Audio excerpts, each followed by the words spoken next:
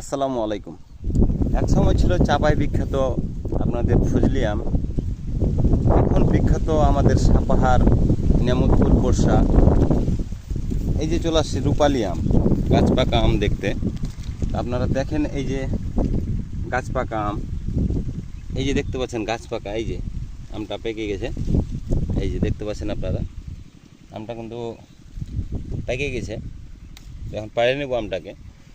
তো আমাদের সাপাহার থানা, নওগাঁ জেলা, নিয়ামতপুর, পোরশা হচ্ছে আপনার বাড়িফোর, রূপালি, গুড়ুমতি বিখ্যাত।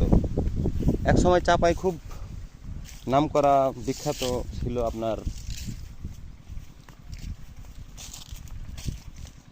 ফজলি।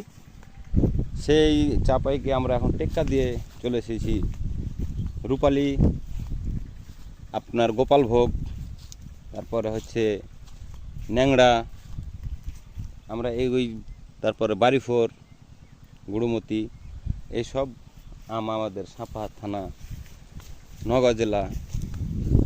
আমরা এখন দেখি পাকা আমটাকে খেয়ে দেখি কেমন লাগে খেতে। বিসমিল্লাহ। বাহ, দেখেন মধুর মতো মিষ্টি।